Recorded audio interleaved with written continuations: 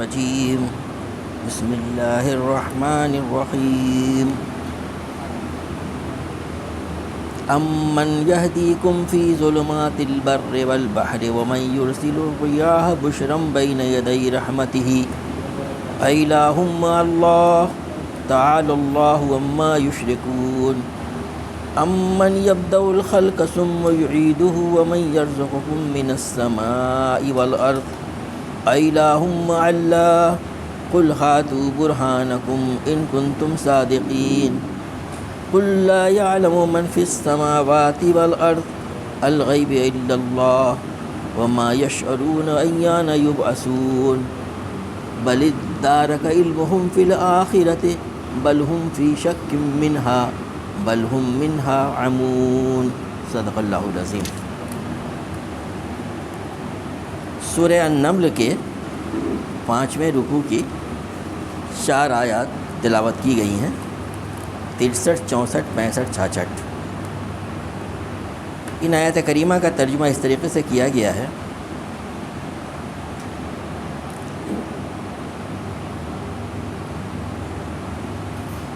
اور وہ کون ہے جو خشکی اور سمندر کی تاریکیوں میں تم کو راستہ دکھاتا ہے، اور کون اپنی رحمت کے آگے ہواؤں کو خوشخبری کے کر بھیجتا ہے؟ کیا اللہ کے ساتھ کوئی دوسرا خدا بھی یہ کام کرتا ہے؟ بہت بالا و برتر ہے اللہ اس شرک سے جو لوگ کرتے ہیں۔ اور وہ کون ہے جو خلق کی ابتدا کرتا اور پھر اس کا اعادہ کرتا ہے؟ اور کون تم کو آسمان اور زمین سے رزق دیتا ہے؟ کیا اللہ کے ساتھ کوئی اور خدا بھی ان کاموں میں خود حصہ دار ہیں؟ کہو لاؤ اپنی دلیل اگر تم سچے ہو۔ ان سے کہو اللہ کے سوا آسمانوں اور زمین میں کوئی غیب کا علم نہیں رکھتا، اور وہ تمہارے معبود تو یہ بھی نہیں جانتے کہ وہ کب اٹھائے جائیں گے، بلکہ آخرت کا تو علم ہی ان لوگوں سے گم ہو گیا ہے، بلکہ یہ اس کی طرف سے شک میں ہیں، بلکہ یہ اس سے اندھے ہیں۔ اس 5ویں رکوع کے تعلق سے آپ سے بات بتائی گئی تھی کہ یہ سورہ کا آخری حصہ ہے، یہ کافی طویل رکوع ہے۔ اس میں آفاق و انفس سے بہت سارے سوالات کر کے اس کے جوابات دیے گئے ہیں، بلکہ ان سے جواب مانگے گئے ہیں، اور اس کا جواب ظاہر ہے کہ ان کے پاس نہیں ہے۔ جو قرآن کا اپنا جو طریقہ استدلال ہے کہ کیوں توحید برحق ہے، شرک کیوں غلط ہے، شرک نہیں ہونا چاہیے، اور یہ کہ یہ کیا مطالبہ کرتا ہے کہ اللہ کی بندگی صرف ہونی چاہیے۔ تو پچھلے ہفتے جو آیت آپ کے سامنے آخری آئی تھی وہ یہ تھی: امن یجیب المضطر اذا دعاہ ویکشف السوء ویجعلکم خلفاء الارض الہ مع اللہ قلیلا ما تذکرون۔ کون ہے جو بے قرار کی دعا سنتا ہے جبکہ وہ اسے پکارے، اور کون اس کی تکلیف کو رفع کرتا ہے، اور کون ہے جو تمہیں زمین کا خلیفہ بناتا ہے؟ کیا اللہ کے ساتھ کوئی اور خدا بھی یہ کام کرنے والا ہے؟ تم لوگ کم ہی سوچتے ہو۔ یہ سوال بڑے گہرے لیکن آسان ہیں اس بارے میں کہ اس کا جواب سب کو معلوم ہے کہ اللہ کے سوا یہ کوئی نہیں کرتا۔ کہ کوئی بھی دیوی دیوتا ہو یا جو بڑے بزرگ ہوں یا جو بھی لوگوں نے اپنا معبود بنا رکھا ہو، شرک کرتے ہو، یہ کام کو نہیں کرتے۔ یہ سب وہاں کے لوگ بھی جانتے تھے جن کے سامنے یہ پہلی مرتبہ آیات پیش کی گئی تھیں۔ یہی سوال قیامت تک کے لیے سب لوگوں سے ہے جو توحید کے خلاف شرک کرتے ہیں اور توحید کے تقاضوں کو پورا نہیں کرتے۔ اب آگے کی جو ہم نے آج 4 آیتیں تلاوت کی ہیں، ان میں 2 آیتیں جو ہیں وہ آفاق سے متعلق سوالات دیے گئے ہیں، اور بتایا گیا کہ یہ کام کون کرتا ہے، اور پھر غیب کے تعلق سے بات پوچھی گئی ہے کہ غیب کے تعلق سے غیب کسے کہتے ہیں، یہ ابھی ہمارے سامنے یہ بات آئے گی۔ تو آگے فرمایا جا رہا ہے: امن یہدیکم فی ظلمات البر والبحر ومن یرسل الرياح بشرا بین یدی رحمتہ الہ مع اللہ تعالی اللہ عما یشرکون۔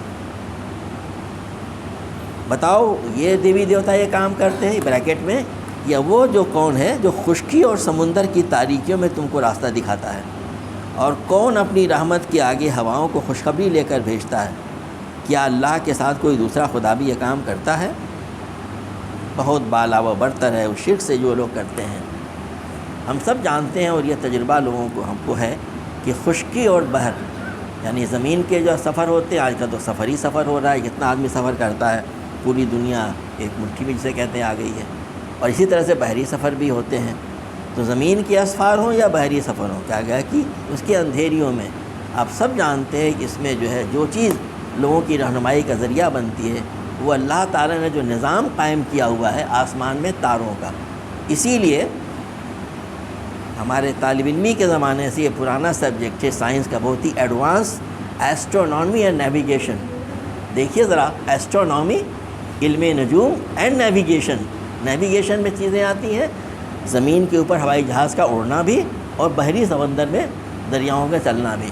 اس میں تمام کا تمام تر جو ہے سارا کیلکولیشن اور ڈائریکشن کا موومنٹ ہوتا ہے صرف اللہ تعالیٰ کی بنائے ہوئی ستاروں اور تمام چیزوں کی، ہم ایسٹرونومی کہتے ہیں، علم نجوم کے اوپر منحصر ہوتا ہے.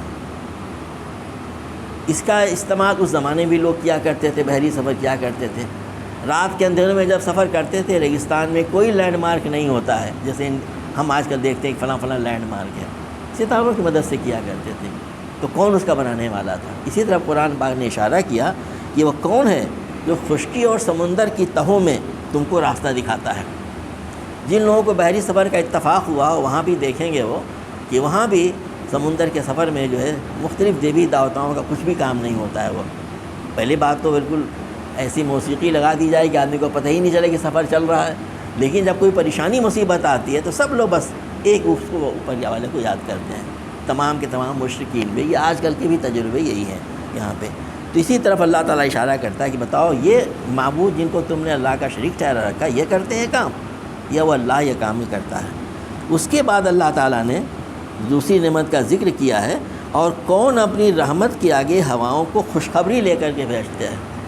پچھلے ہفتے یہ بات ہمارے سامنے آئی تھی کہ بادلوں کے علم کو نیفولوجی کہتے ہیں. یہ پورا اپنے میں ایک علم ہے، اسے کہتے ہیں کہ ایٹماسفیرک فزکس سے ریلیٹڈ ہے. اسی میں میٹیریالوجی بھی آتی ہے، موسمیات کا علم، اور اسی کا ایک سب برانچ جو ہے یہ نیفولوجی ہے، بادلوں کا علم. یہ اس کے اوپر میں تمام کے تمام ہماری کیلکولیشن ہو، اس کا امکان ہے کہا جاتا ہے. کیا ایسا ہی ہوتا ہے؟ پھر آپ یہ دیکھتے ہیں کہ گرمی کے دنوں میں خاص طور سے آدمی بارش کا انتظار کرتا رہتا ہے، اور جیسے ہی شام کو یا صبح کو ٹھنڈی ہوا آتی ہے آدمی کیا کہتا ہے؟ لگتا ہے کہیں بارش ہوئی ہے، اب بارش یہاں بھی ہونے والی ہے. اللہ تعالیٰ اسی طرح اشارہ کرتا ہے. کون کرتا ہے یہ تمہارے دیوی دیوتا کرتے ہیں، یہ تم نے جن کو اپنا شفاعتی بنا کر وہ یہ کام کرتے ہیں. کتنی بنیادی چیز ہوتی ہے، کتنی ہمیں اس سے ذریعے سے راحت ملتی ہے. جب ہلکی ہوا بھی سے آ جاتی ہے تو بارش میں اس کو اللہ تعالیٰ خوشخبری لے کر کے بھیجتا ہے. بتاؤ یہ کون کرتا ہے؟ کتنی بنیادی چیز بنائی، اور بارشی پہ پورا انحصار ہے. ابھی 1.5 ماہ پہلے جو زمین کیسے خشک پڑی ہوئی تھی، اب دیکھیے ہر طرف جو ہے سرسبزی پائی جا رہی ہے اس کی وجہ سے. تو اللہ تعالیٰ اسی طرح اشارہ کر رہا ہے کون بھیجتا ہے. اب اللہ تعالیٰ کہتے ہیں الہ مع اللہ. یہ آیت کا ٹکڑا، ایک کلاز جو ہے وہ بار بار ریپیٹ ہوا ہر آیت میں. الہ مع اللہ، کیا اللہ کے علاوہ کوئی اور بھی شریک ہے اس میں؟ یعنی یہ جو اس کام کو کرتا ہو. ظاہر ہے اس سوال کے بعد ایک پاز ہے، اس کا جواب کوئی نہیں دے سکتی ہاں ہے کوئی. تو بھائی تم کیوں نہیں سوچتے جب اللہ کے علاوہ کوئی اور نہیں ہے معبود جو یہ کام کرتا ہے تو بندگی کس کی ہونی چاہیے؟ اسی کی ہونی چاہیے. تو آگے کہا جا رہا ہے تعالی اللہ عما یشرکون. وہاں پہ تو بنا ہوا ہے چھوٹا سا، یعنی اس کے جواب میں خاموشی، کوئی جواب نہیں دے گا اس کا. ہر دھرمی میں کوئی الٹا سیدھا بکدے والا بات ہے، اس کا جواب میں خاموشی ہے. اللہ تعالیٰ فرما رہا ہے بہت بالا و برتر ہے وہ اس شرک سے جو کرتے ہیں. کیا شرک ہے؟ کہ اللہ تعالیٰ کی صفات میں کسی اور کو شریک کرنا، اور اس صفات کا تقاضا یہ ہے اسی کی بندگی کی جائے، اسی کی پرستش کی جائے، اسی کے لیے عبادتیں کی جائیں، اسی کا حکم مانا جائے. صرف یہ عبادت گاہوں کے حدود تک محدود نہیں رہنا چاہیے. حالانکہ ہم یہاں بیٹھے ہوئے ہیں، اس کے باہر بھی 24 گھنٹے کی زندگی ہماری اسی اللہ کی بندگی ہونی چاہیے. اس آیت کا آخری ٹکڑے کا تقاضا ہے. اب اس کے بعد اللہ تعالیٰ پھر فرما رہا ہے امن یعود الخلق ثم یعیدہ ومن یرزقہ من السماء والارض الہ مع اللہ قل ہاتوا برہانکم ان کنتم صادقین. ایک دوسری چیز طرف پھر اشارہ کرتا ہے کہ اب اور دور اللہ تعالیٰ لے جاتا ہے بالکل شروع سے. کون ہے جو خلق کی ابتدا کرتا ہے اور اسی کا ٹکڑا ہے اور پھر اس کا اعادہ کرتا ہے. بہت معنی خیز بات ہے. خلق کی ابتدا کے بارے میں کس کو ڈاؤٹ ہے؟ یہ کائنات بنائی اللہ تعالیٰ نے، پھر کائنات میں اللہ تعالیٰ نے اس کی پوری ترتیب قرآن میں بھی بیان کی گئی ہے. اللہ تعالیٰ کے دنوں میں 6 دن کا ذکر کیا گیا ہے. اس کے بعد سے اللہ تعالیٰ نے انسانوں کی تخلیق، دنیا کے نباتات، حیوانات، تمام چیزوں کی تخلیق کی ہے. اس کے بارے میں کسی کو کوئی ڈاؤٹ ہے، کسی کو کوئی شبہ ہے کوئی اللہ کے علاوہ کوئی کرتا ہے؟ کہا کہ کیا خلق کی ابتدا کون کرتا ہے؟ ہمارے مفسرین نے بریکٹ میں شروع میں لکھا ہے کہ تمہارے یہ شرکا ابتدا کرتے ہیں دیوی دیوتا؟ نہیں، بلکہ وہ ابتدا کرتا ہے. پھر کہا جا رہا ہے کہ اور اس کا اعادہ کرتا ہے، یعنی یہ کائنات بنی، ہم بنے ہیں، یہ تو ہم دیکھ رہے ہیں، تو یہ بات تو اور زیادہ آسان ہو گئی کہ دوبارہ اس کو پیدا کیا جانا. اعادہ کرنے کا مطلب یہ کہ دوبارہ اس کا پیدا کیا جانا ہے. دوبارہ جو ہے، جو قرآن جس کا اسلام جو جس کی تعلیم دیتا ہے کہ آخرت ایک مرتبہ ہوگی، تو جو ایک مرتبہ نقشہ بن چکا ہو، پہلی مرتبہ ڈیزائن کرنے میں ڈیفیکلٹی پریشانی آتی ہے، لیکن جو ڈیزائن پہلے سے موجود ہو، جو خاکہ پہلے سے موجود ہو، اس کا دوبارہ کر لینا کیا مشکل کام ہوا کرتا ہے. اور دوسرے یہ کہ کسی بھی لاجک سے دیکھا جائے تو دنیا میں آدمی جانتا ہے کہ یہاں پہ عمل اور مکافات عمل، دنیا میں آدمی طرح طرح کے اچھے اچھے کام کیا کرتا ہے، اس کو انعامات ملا کرتے ہیں، حکومتیں دیتی ہیں، ظالم سے ظالم حکومتیں اور بھی اس کو انعامات سے دمادہ کرتی ہیں. اسی طریقے سے ہر حکومت چاہے جیسی بھی کرپٹ ہو، سزائیں بھی دی جاتی ہیں لوگوں کو. وہ الگ بات ہے کہ اس میں ڈسکریمنیشن بڑھتا جاتا ہو. تو آدمی جانتا ہے کہ اچھے اعمال کا، اچھے کام کرنے کا اچھا نتیجہ ہونا چاہیے، جزا ملنی چاہیے، ایوارڈ ملنا چاہیے، انعام ملنا چاہیے. اور وہ بھی سمجھتا ہے یہ کہ برے کام کرنے کا جس سے نقصان پیدا ہوتا ہو، فساد برپا ہوتا، تو فساد کرنے والے کو سزا ملنی چاہیے. لیکن سب یہ لوگ جانتے ہیں دنیا میں کہ کسی کو پوری نہ تو جزا دی جا سکتی ہے اور نہ سزا دنیا میں. ہر آدمی جانتا ہے ایک ہی آپ میڈل سے سب کو مانیں گے، کسی نے تھوڑا سا کام کیا بڑا، بس زیادہ ایوارڈ ماڈل کا سائز بڑا کر دیں گے بس.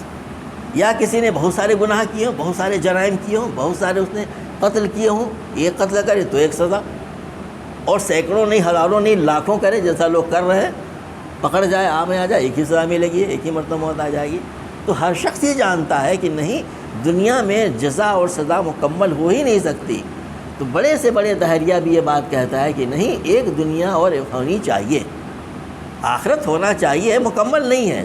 اس کی تکمیل وہی ہوگی جب ایک دنیا ہے، کوئی جزا و سزا کبھی ہو. تو اس کے لیے کہا جا رہا ہے کہ یہ لاجیکلی بھی کسی بھی منطق سے دیکھا جائے تو اس کا اعادہ ہونا ضروری ہے. اسی لیے فرمایا گیا کہ امن یبدأ الخلق ثم یعیدہ، کون ہے جو خلق کی ابتدا کرتا ہے پھر اس کا اعادہ بھی کرے گا. یعنی اعادہ کرنا یہ تو تم خود سمجھتے ہو ایسا ہونا چاہیے، تو کون کرتا ہے؟ کوئی اور کرے گا اسے.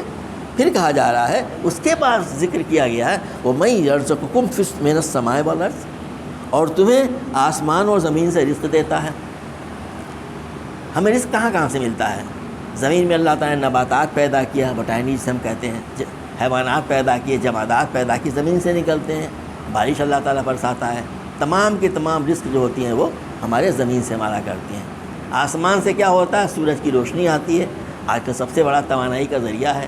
ہوائیں چلتی ہیں، آج کل ونڈ پاور انرجی ہے، کون سی انرجی ہے، اس میں بارش برساتا ہے وہ. یہ تمام کی تمام چیزیں اللہ تبارک و تعالیٰ جو دنیا میں بھی ہم دیکھتے ہیں کہ آسمانوں اور زمین، یعنی جو چیزیں زمین سے آتی ہیں اور جو چیزیں ہماری اوپر سے آتی ہیں، تمام کی تمام چیزوں کا کون کرنے والا ہوتا ہے؟ اللہ تعالیٰ کرتا ہے. یہی طرف کیا گیا. اس کے بارے میں کسی کو کوئی ڈاؤٹ ہے کہ کسی اور نے اس کو کیا ہوا ہے، یہ کچھ اور قوتیں اس کے لیے ہیں؟ تو کہا جا رہا ہے کہ یہ کرتا ہے یہ. اور پھر آگے کہا جا رہا ہے کہ ہمارے کچھ مفسرین یہ بھی لکھا ہوا ہے، اس میں دنیا و آخرت دونوں کی باتیں کہی، یعنی دنیا میں بھی اللہ رزق دیتا ہے، اور آخرت جب کہ کیونکہ آدھے کی بات کہی گئی ہے تو آخرت میں اللہ تعالیٰ جو رزق دے گا وہ ایک صلے کے طور پہ دے گا. یعنی آخرت میں بھی رزق اللہ تعالیٰ زمین و آسمان، جو اس وقت زمین و آسمان وہاں سے دے گا، وہ اس کے صلے کے طور پہ ہوگی. کیونکہ انہوں نے اس کو اس چیز سے جوڑا ہے کہ یہاں پہ تخلیق کی ابتدا کی بات بھی کہی گئی ہے اور آدھے کی بات بھی کہی ہے. تو کہا کہ دونوں چیزیں اس میں شامل ہیں کہ دنیا میں بھی رزق اللہ تعالیٰ دیتا ہے اور آخرت میں بھی اللہ تعالیٰ ہی وہ رزق فراہم کرے گا مختلف ذرائع کے ذریعے سے، جس کو بہتر طریقے سے وہی جانتا ہے. پھر آگے کہا الہ مع اللہ، وہی سوال جو بار بار آئے گا، کیا اس اللہ کے علاوہ بھی کوئی ہے جو یہ کام کرتا ہو، جو اس کاموں میں اس کا حصے دار ہو؟ اور یہاں پہ پھر ایک تو بنا ہوا چھوٹا سا وقفہ، اس کا جواب میں خاموشی نہیں. قل ہاتوا برہانکم ان کنتم صادقین، ان سے کہو کہ لاؤ اپنی دلیل اگر تم سچے ہو. بہت سارے لوگ طرح طرح کے منطق اور لاجک کی باتیں کریں گے، ایسا ہونا ممکن ہے، نہیں ہے، کیسے ہوگا، کریں گے. ہے کوئی دلیل تمہارے پاس میں؟ یہ قرآن کا چیلنج ہے. ہاتھو برہانکم، لاؤ دلیل اپنی، ان کو تم صادق ہو، تم سچے ہو. کوئی نہیں دلیل دے سکتا.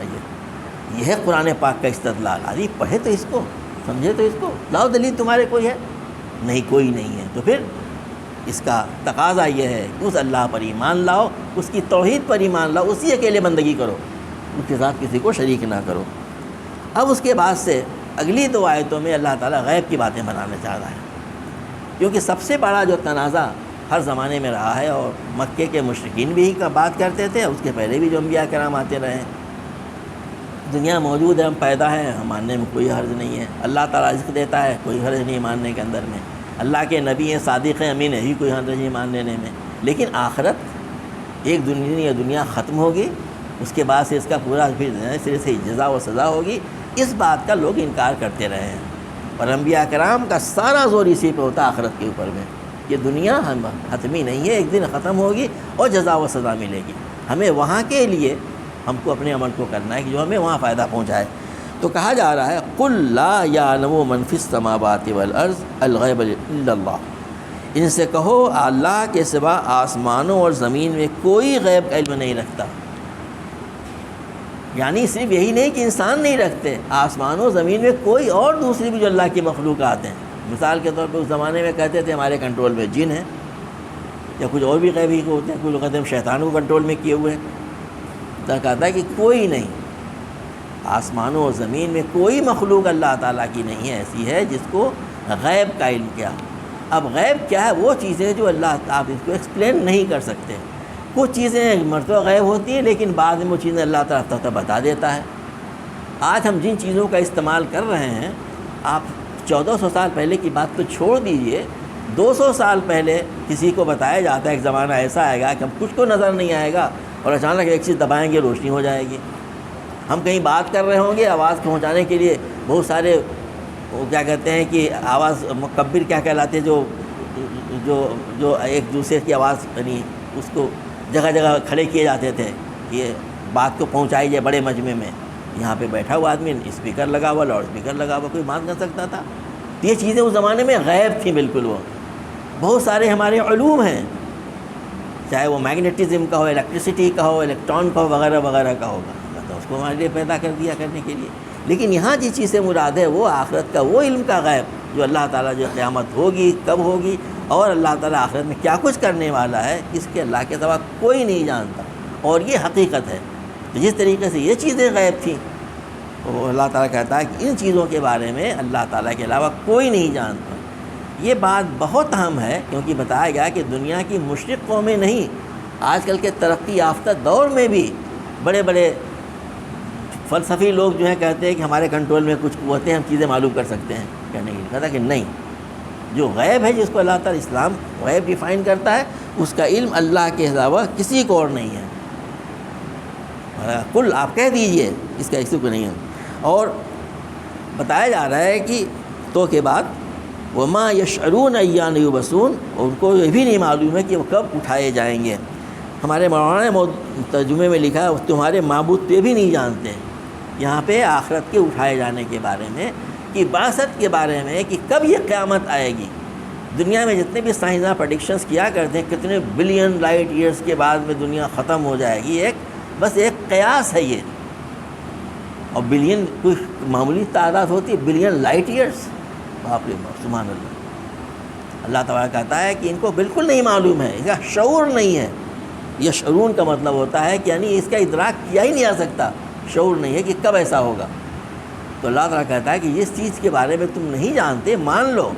بس تمہیں جو زندگی دی گئی ہے یہ 50 60 70 80 90 جتنے سال کی، اس کے اندر میں وہ تم عمل کرو جو تمہیں آخرت میں فائدہ پہنچائے. دنیا میں فساد برپا نہ کرو، توحید پر ایمان لاؤ، اللہ پر ایمان لاؤ اور اس کی صرف بندگی کرو.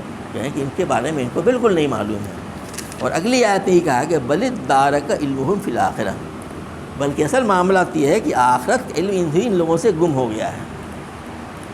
اب اس کے 3 اسٹیج بتائے گئے ہیں. آخرت کا علم کا گم ہونا، یعنی اصل معاملہ یہ ہے کہ آخرت جس کے بارے میں بار بار بات کہی جا رہی ہے کہ وہی چیز سمجھنا سب سے مشکل ہوتی ہے، یہ غیب کا علم ہے. کب آئے گی، کیسے آئے گی، کچھ پتہ نہیں چلے گا۔ ہمارے شعور کے بارے میں جو پچھلی آیت گزری وہاں پہ ہمارے مفسرین نے لکھا ہوا ہے کہ اس کے شعور کا لفظ بہت ہی معنی خیز ہے۔ قیامت جب آئے گی تو پتہ نہیں چلے قیامت آ رہی ہے، اب قیامت آ گئی، تیاری کر لو، جلدی سے کچھ کر لو، اچانک آ جائے گی۔ قرآن میں جگہ جگہ اس کی تفصیلات ملتی ہیں، حدیث میں ملتی ہیں۔ آدمی دنیا کے تمام کام معمول کے مطابق کر رہا ہوگا اور اچانک آ جائے گی کرنے کے لیے۔ ہر چیز میں کچھ نہ کچھ پریپریشن ہوتی ہے، وہاں ایسا کچھ نہیں ہو سکے گا۔ تو اس کے بارے میں کہا کہ شعور ہی ان کو نہیں ہے کہ وہ بعثت کب ہوگی، یعنی آخرت کے بارے میں کہا گیا ہے۔ اب یہ کہا جا رہا ہے کہ سارا معاملہ اس کا یہ ہے کہ انہیں آخرت کے علم کا ان کو گم ہو گیا، درک نہیں ہے ان کو۔ تو بنیادی چیز کی طرف بتایا جا رہا ہے کہ دیکھو یہ علم ایسا ہے آخرت کے بارے میں جس کے بارے میں کسی قسم کی میتھمیٹکس، سائنس، فلسفہ کچھ کام نہیں کرے گا۔ یہ ایک ایسا علم ہے جو غیب کا علم ہے جس کے بارے میں تو کچھ نہیں معلوم ہے، اس لیے اس میں اٹکل پچی کرنے کے بجائے آدمی کو اس کو مان لینا چاہیے۔ بل دارک العلم فی الآخرۃ، ان کو جو ہے آخرت کے علم انہوں سے گم ہو گیا ہے، نہیں وہ بالکل نہیں مان لیں اس بارے میں، یہ آخرت کے بارے میں۔ بل ہم فی شک منہا، بلکہ اس معاملے میں ان میں شک میں ہم۔ دیکھیے جب کسی چیز کے بارے میں آدمی کو شک ہوتا ہے تو اس کے بارے میں کوئی تیاری نہیں کرتا، بس دفتر میں پڑا رہتا ہے، تو کہ شک پھر کہا گیا ہے۔ یعنی یہاں پر بھی اسی چیز کی کیفیت کو بیان کیا جا رہا ہے، اس کے بارے میں ڈاؤٹ کرنا، ہوگی نہیں ہوگی، ارے جب ہوگی تب دیکھا جائے گا، تمام چیزیں ڈاؤٹ کے دائرے میں آتی ہیں۔ آخرت کے بارے میں قرآن جگہ جگہ کہتا ہے ایسے یقین کے بارے میں، فی الآخرۃ ہم یوقنون، وہ آخرت کے بارے میں پکا یقین رکھتے ہیں، بالکل ایسا یقین جیسے موم بتی رکھی ہو، چولہے کو ہم جانتے ہیں کہ جل جائیں گے، بچہ ہو، بڑا ہو، بوڑھا ہو، پاگل ہو، سب جانتا ہے چھونے سے جل جائیں گے، یقین ہے۔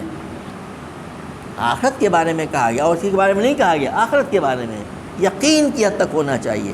تو کہا جا رہا ہے کہ بل ہم فی شک منہا، بلکہ ان کو اس کے بارے میں شک ہے، شک میں پلے ہوئے ہیں، تو شک نہیں ہونا چاہیے، شک ختم ہونا چاہیے آخرت کے بارے میں۔ ہے بالکل یقینی ہے آخرت ہونی ہے، کب ہماری موت آئے گی، کب، اس کے بعد سے بس قیامت شروع ہوگی ہمارے لیے۔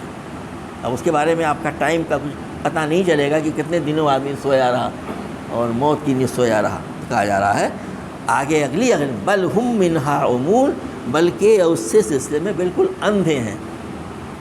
مادر ذات اندھا جو ہوتا ہے اس کے بارے میں آپ رنگوں کا کچھ بتا سکتے ہیں کہ ریڈ، وائٹ، بلیک، بلو کیسا ہوا کرتا ہے، ہی ڈزنٹ نو۔ جو آدمی بعد میں بینائی چلی ہو تو وہ اس کو جانے گا، لیکن اندھا جسے کہتے ہیں صحیح معنی میں بنیادی معنی پیدائشی طور پہ ہو، صحیح معنی۔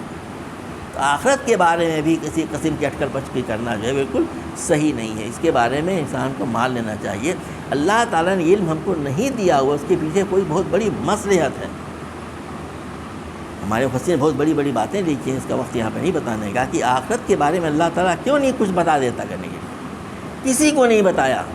مکے کے لوگ نبی کریم صلی اللہ علیہ وسلم سے بار بار پوچھا کرتے تھے کہ کب آئے گی، کب آئے گا، میں اللہ کے علم میں بتا دیا۔ آپ نے اس کے بارے میں اشارہ تک نہیں کیا، پوچھا یہ کہ تمہیں تیاری کچھ کی ہے، یہ سوال کیا جاتا تھا وہاں پہ۔ تو آخرت کے بارے میں میرے بھائیو یہ ہے طریقہ کہ آدمی جان لے کہ آخرت یقینی ہے، علم الیقین ہونا چاہیے۔ آخرت ایک دن آنی ہے اور ہماری موت کو ہمیں کسی کو نہیں معلوم ہے۔ پہلے ہوتا تھا کہ ایک رائپ ایج پہ آدمی انتقال کرے گا، وہ اب کیا ہو رہا ہے، 30s میں لوگوں کو ہارٹ فیلیور ہو رہے ہیں، 20s میں ہو رہے ہیں کرنے کے لیے، اتنا انسرٹن ہو گیا۔ تو موت جیسے یقینی ہے، آخرت بالکل یقینی ہے۔ آخرت میں یہ تمام مراحل ہمارے سامنے سے گزرنے ہیں۔ ہمیں کیسی زندگی گزارنی چاہیے، وہ جو آخرت پر یقین کے ذریعے میں پیدا ہوتی ہے کہ اللہ تعالیٰ کو ہمارے تمام اعمال کے حساب کتاب دینا ہے، ایک ایک لمحہ، پیدائش سے لے کر کے انتقال تک، تمام کے تمام چیزوں کا۔ صرف وہ چند مذہبی امور تک محدود نہیں ہے، ایک لمحے کا، پیدائش سے لے کر کے وہاں تک۔ ہم بزنس کر رہے ہیں، پڑھائی کر رہے ہیں، کوئی نوکری کر رہے ہیں، کوئی اور کام کر رہے ہیں، غیر سرکاری، سرکاری، جس بھی کچھ کر رہے ہیں وہ اللہ تعالیٰ کے احکامات کے مطابق ہونا چاہیے، اس کے مطابق۔ اللہ تعالیٰ ہمیں قرآن پاک کو پڑھنے، اس کو سمجھنے، اس پر عمل کرنے، اس کے مطابق زندگی کو گزارنے کی توفیق عطا فرمائے، اور اس کی دعوت کو جو توحید کی دعوت ہے دوسروں تک پہنچانے کی توفیق عطا فرمائے۔ ربنا تقبل منا انک انت السمیع العلیم وتب علینا انت التواب الرحیم۔ سبحان ربک رب العزۃ عما یصفون وسلام علی المرسلین والحمد للہ رب العالمین۔